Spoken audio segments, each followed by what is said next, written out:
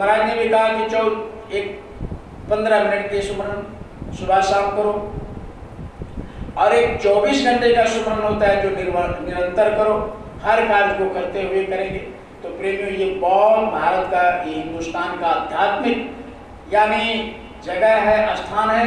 बराबर कोई ना कोई महापुरुष आकर के बताते रहे। देखिए कितना अच्छा माहौल है, सभी जगह जगह लोग अपने ढंग से उस मालिक को, प्रभु को इबादत, ये दशहरे का, नवरात्रा का कार्यक्रम कर रहे हैं सभी लोग। तो ये तो अभी थोड़ा सा भटक गए, महात्मा से दूर होते चले गए, जिसके वजह से थोड़ा सा बाहर मुखी हो गए हम। नहीं तो साधना जब संतों के पास बैठ करके, जगह जगह आश्रम हुआ करता था, जगह जगह मठ और मंदिरों पर लोग पाक साफ हो करके वहां बैठ करके और मालिक को गुणगान करते थे, तो गजब का आनंद, गजब का एक माहौल पहले हुआ करता था। अब जो माहौल बन गया केवल चंडई और चलाक लोगों का हो गया। पढ़े लिखे लोग बहुत हो गए, डिग्री डिप्लोमा वाले बहुत लोग हो गए, जिसके वजह से अब गंभीरता नहीं है, अंदर में स्थिरता नहीं है, अंदर में शांति नहीं है, हमेशा बेचैन रहते हैं। इसीलिए आज तरह तरह की बीमारी घर में से बाहर, घर में भी और बाहर भी, सभी जगह बेचैनी छाया हुआ है।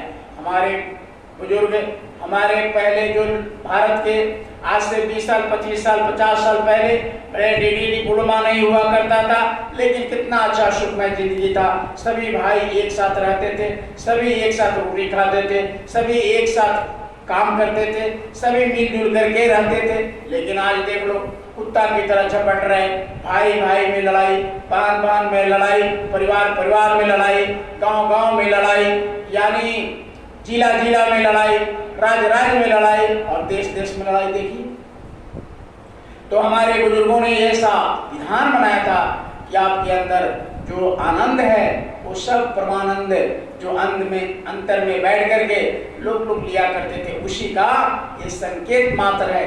नवरात्रा, दशहरे, आज जैसे छठ था, सभी लोगों ने सुबह गए अपने घाट पर उस छठी माता को प्रणाम किया, उनको याद किया और शुद्ध शाकाहार रह करके, मीट मछली का त्याग करके, नशा का त्याग करके जा करके छठी माता को अर्घ दे करके लोगों ने प्रणाम किया और आशीर्वाद लिया। लेकिन गलती यही करते हैं कि हमारे महापुरुषों ने कहा कि कभी भी गलत आहार इस शरीर में मत डालो, नहीं तो इस शरीर से कोई साधना काना भजन न होए तामस देहा। भजन यानी साधना, इबादत तामस शरीर से नहीं हो सकता। और ये सब जितने भी हैं ये सब तामसी है, ये तामसी भोजन है, पृथ्वी से जो निकले वही इंसान का भोजन है, नहीं तो ये सब तामसी भोजन है। भगवान ने फल बनाया, फूल बनाया, अनाज बनाए, तरह तरह के अनाज, तरह तरह के फल बनाए खाने के लिए, लेकिन आज हम उस सबको छोड़ करके और जीव को मार करके, जिसको यहाँ रहने का अधिकार था, कहा ना thou shalt not kill as you merciful as your father merciful, यानी जितने हमारे मर्सी वो परम पिता परमेश्वर है, सब पर दया बराबर करते हैं, उसी तरह हमको भी सभी जीवों पर दया करनी चाहिए।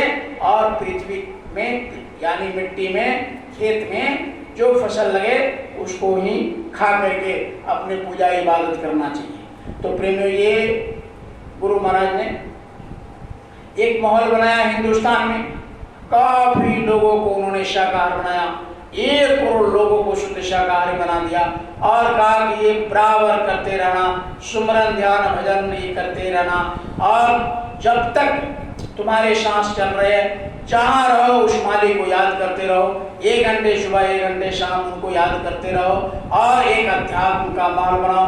गुरु महाराज ने कहा कि बराबर शाकाहार का प्रचार करते रहो, ताकि भारत में लोग मांसाहार ना अपना ले। भारत में लोग यानी ये खाने पीने का जो गलत आदत है ये अपना न ले। ये विदेशों से लोगों ने गलत खान पान अपना लिया, जो आज भारत में कोई बीमारी नहीं था, केवल सर्दी और जुकाम, फीवर, इसके अलावा भारत में कोई बीमारी नहीं था। लेकिन 50 साल के अंदर इतनी सी बीमारी हो गई। गुरु महाराज ने 72 में चित्रकूट के मैदान में कहा था कि अगर हमारे बातों पर याद नहीं किया गया, गौर नहीं किया गया, ध्यान नहीं दिया गया कि इस हिंदुस्तान में ऐसी ऐसी बीमारियां पैदा हो जाएगी कि डॉक्टर को पता नहीं चलेगा, और दवा तो दूर रहा, यानी डॉक्टर को भी समझ नहीं आएगा कि कौन सा बीमारी हो गया। तो आज देखिए कितनी सी बीमारी हो गई। तो खान पान गलत हो गया, अब बकरा खा रहे हैं, मुर्गी खा रहे हैं, मुर्गा खा रहे हैं, अब उसमें बीमारी होता है जानवरों में, हम खा लिए हमको भी हो गया। तो कहने का मतलब है कि ये तीज त्योहार आकर हमको ये संकेत देता है कि हमको शुद्ध शाकाहार और शुद्ध भोजन, शुद्ध आचरण, शुद्ध विचार, पवित्रता के साथ रह करके तब हम बैठेंगे साधना में, तो वह देवी का देवता का दर्शन होगा, वह मालिक प्रभु का दर्शन होगा। और जब यह शरीर का समय पूरा होगा तो यही आत्मा निकल करके उस परमात्मा में विलीन हो जाएगा। जैसे एक लोटा पानी निकाला तालाब से, तालाब में डाल दिया, फिर वो पानी पानी में मिल जाता है, उसी तरह यह जीवात्मा परमात्मा में मिल करके परमात्मा में हो जाता है। तो ये गुरु महाराज की बहुत बड़ी कृपा हम सब प्रेमियों के ऊपर है कि हम लोग शाम को यहाँ आकर के सुमरन ध्यान भजन किया और मालिक की चर्चा कर रहे हैं। तो अभी आप सुन रहे थे कैसे जीवात्मा को है, कैसे जीवात्मा को ऊपर से ला करके और कैसे सतलोक से नीचे मृत्यु लोक में उतार दिया गया। अभी आप